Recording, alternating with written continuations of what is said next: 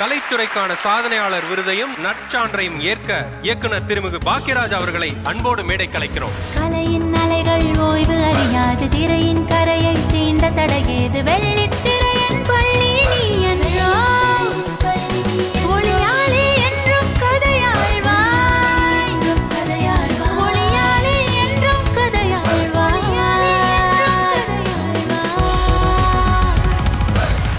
நான் நன்றி சொல்லணும்னா முதல்ல ரசிக பெருமகளுக்கு தான் நன்றி சொல்லணும்.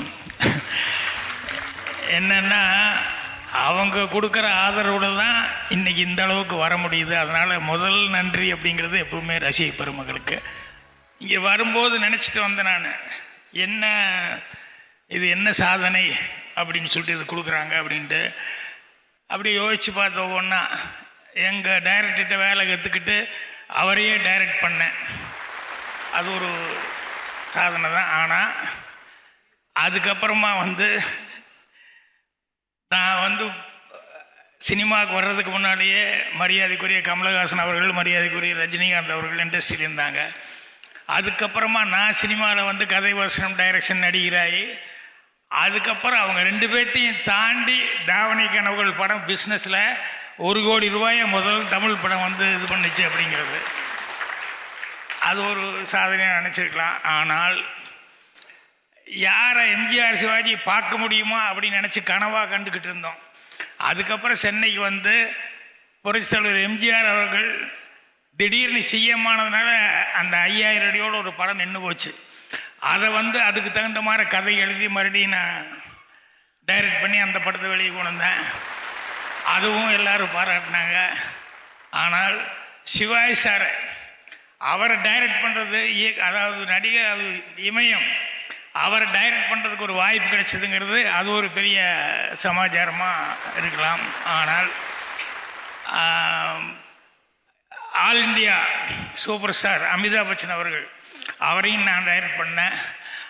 அவர் இன்றைக்கி உங்களுடைய பெஸ்ட்டு 10 படம் சொல்லுங்கள் அப்படின்னு சொன்னால் பாக்யராஜனுடைய Aakhri Raasta one of my best film அப்படின்னு சொல்லுவார்.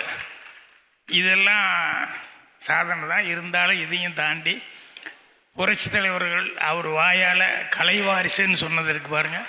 ஆனால் இது எல்லாமே இந்த ஒரு 2 மணி நேரத்துக்கு முன்னால் நான் வர்ற வரைக்கும் இதெல்லாம் ஓகே அப்படின்னு நினச்சிட்டேன். இந்த 2 மணி நேரமாக இங்கே உட்காந்துருக்கும்போது இதெல்லாம் ஒரு பெரிய இதாகவே எனக்கு தோணலை. என்ன காரணம் அப்படின்னா, இது எல்லாத்துலேயுமே ஒரு சுயநலம், நான் என்ன பண்ணணும், நான் சாதிக்கணும், நான் எதாவது அச்சீவ் பண்ணணும் அப்படின்ட்டு சுயநலம் தான் அதில் இருந்தது.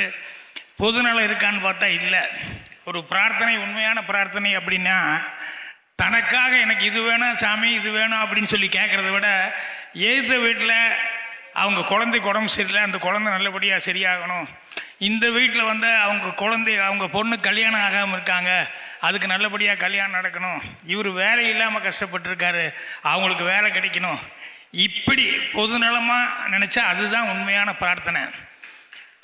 அந்த மாதிரி நான் சாதித்தது ரொம்ப சாதாரண விஷயமா எனக்கு தோணுது. என்ன அப்படின்னா, இதில் நான் முதல்ல சொன்ன மாதிரி சுயநலம்தான். சுயநலம் இல்லாமல் ஒருத்தர் பஸ் ஏறணுமா, டிக்கெட்டு கிழிச்சோமா, வீட்டுக்கு போனோமா, சாப்பிட்டோமா அப்படின்னு இல்லாமல், இந்த அன்பழகன் ஒருத்தர் கண்டக்டர், அவர் அவர் நண்பர்களை சேர்த்துக்கிட்டு ஒரு பெரிய கால்வாயே, அதாவது சாதிக்கணும்னு தனக்காக சாதிக்கல, ஊருக்காக விவசாயிகளுக்காக சாதிச்சார் பாருங்க. அதுதான் உண்மையான சாதனை. நான் சினிமாவில் இருக்கிறவங்களுக்கு 2-3 விஷயந்தான் சொல்லிக்க விரும்புவேன். என்ன அப்படின்னு சொன்னோம்னா, முடிஞ்ச வரைக்கும் முயற்சி பண்ணுறதில்ல, முடியும் வரைக்கும் முயற்சி பண்ணணும். அதுதான் உண்மையான முயற்சி. அதை மைண்டில் வச்சுக்கணும். அதே மாதிரி எனக்கு அந்த 2 மணி நேரத்தில் உண்மையான சாதனையாளர்களை பார்த்ததுங்கிறது பெரிய மனநிறைவாக இருக்குது. ஸோ அதுதான் உண்மையான சாதனை. அந்த மனநிறைவுக்காகத்தான் சார் நாங்களும் உழைத்து கொண்டு இருக்கிறோம். நீங்கள் ஸ்ரீனிவாஸ் பற்றி சொன்னீங்க, அன்பழகன் பற்றி சொன்னீங்க, அவங்களை இந்த மேடையில் நாங்கள் அடையாளப்படுத்தி இருக்கிறோம். உங்களுக்கு இங்கே இருக்கக்கூடிய எல்லோருக்குமே அது புதிய தலைமுறையின் பெருமை அப்படின்னு நாங்கள் கர்வமாகவே சொல்லிக்குவோம். உண்மையிலேயே புதிய தலைமுறையுடைய பெரிய சாதனைங்கிறது அதுதான். அது உங்களுக்கு நன்றி சார். நன்றி சார். எனக்கு ஒரு சின்ன கேள்வி உங்ககிட்ட. நடிகர் திலகம் சிவாஜி கணேசனை இயக்குனது ஒரு மிகப்பெரிய பெருமைன்னு சொல்லியிருந்தீங்க. ஸ்கிரிப்ட் எங்கப்பா அப்படின்னு சார் கேட்கும்போது, சார் நான் உங்களுக்கு ஸ்பாட்ல சொல்றேன் அப்படின்னு நீங்க சொல்லி நாங்க நிறைய மேடையிலே கேள்விப்பட்டிருக்கோம். அது எப்படி ஒரு ஃபுல் பவுன் ஸ்கிரிப்டை ஷார்ட் பை ஷார்ட் மனசுலயே மூளையில எப்படி சார் அடுக்குவீங்க? உங்க மைண்ட்ல எப்படி அதை அடுக்குவீங்க? இது என் கையில் ஒன்றும் இல்லைம்மா, சின்ன வயசுலேருந்தே அப்படியே ப்ராக்டிஸ் ஆச்சு, என்ன எரியாமல் அது வந்துக்கிட்டு இருக்கு. சிவாஜி சார் கூட நடிக்கும்போது அதுதான் அவர் டைலாக் கேட்பார். நான் எப்பவுமே மனசுக்குள்ளே பேசி பேசி பேசி பேசி என் மனசில் ஒரு படம் ஓடிட்டு இருக்கும். இந்த அசிஸ்டண்ட்டை கேட்டார், அவன் நைஸாக ஓடி போய் ஒளிஞ்சிட்டான். இன்னொரு அசிஸ்டண்ட்டை கூப்பிட்டாரு, அவன் ஒளிஞ்சிட்டான். இன்னொரு அசிஸ்டண்ட்டை கூப்பிட்டு என்னையா டைலாக் கேட்டிருக்கேன், எனக்கு தான் ஏன் ஷார்ட் வச்சுருக்காங்கன்னாரு, அவனும் ஓடிட்டான். கடைசியில் யாரையும் முடியாது, ஏய் பாக்கிங்க வா, எனக்கு தானே ஷார்ட் வச்சுருக்கேன். ஆமாண்ணா, டைலாக் கேட்குற ஒரு பையன் கூட கொடுக்க மாட்டேங்கிறாயா, என்ன நினச்சானு எல்லாரும் ஓடிட்டானுங்களா? என்ன அண்ணா வச்சுட்டு வஞ்சகமாக பண்ணுறேன், இருந்தால் தானே கொடுப்போம். என்னையா சொல்கிறேன், இனிமேல் நான் சொல்லுவேன்னே சொல்ல அப்படி நீங்கள் நடிச்சுக்கிறான்னு. என்னடா சொல்கிறீங்க சினிமாவில், இனிமே நீ சொல்கிறத கேட்டு நான் நடிக்கணுமா? எழுதியெல்லாம் வச்சுக்க மாட்டியா? இல்லை நான் மனசில் எழுதி வச்சுருக்கேன், இப்படி தான் எத்தனை நாளாக சினிமா எடுத்துகிட்ருக்கியாண்ணே. ஆமாண்ணே அப்படின்னா அவருக்கு ஒரே ஆச்சரியம், ஒரே ஷாக்கு. என்னென்ன மனசுக்குள்ளே வச்சுட்டு இப்படி சொல்லிட்டு. அதுதான் இந்தியாவினுடைய தலை சிறந்த திரைக்கதை ஆசிரியர்கிட்ட நம்ம பேசிக்கிட்டு இருக்கோங்கிறத நம்ம மனசில் வச்சுக்கணும். நன்றி சார்.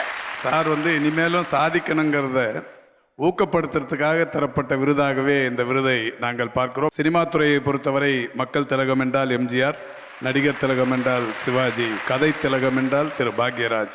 அவரை பற்றி நம்ம வாழ்த்துறதுக்கு இதில் அவரை வியந்து பார்க்குறதுக்கு நிறையவே இருக்குது. அப்படி நாங்கள் வியந்து பார்த்து கொண்டே இருப்போம் என்னாலும். அந்த புதிய தலைமுறை கிரியேட்டிவ் டீமும் அந்த ஆர்கனைசிங் டீமும் அவ்வளவு சிறப்பாக ஒரு ஷார்ட் ஃபிலிம் மாதிரி ஒவ்வொருத்தரை பற்றியும் எடுத்து பின்னாடி போட்டப்போ ரொம்ப பிரமிப்பாக இருந்தது.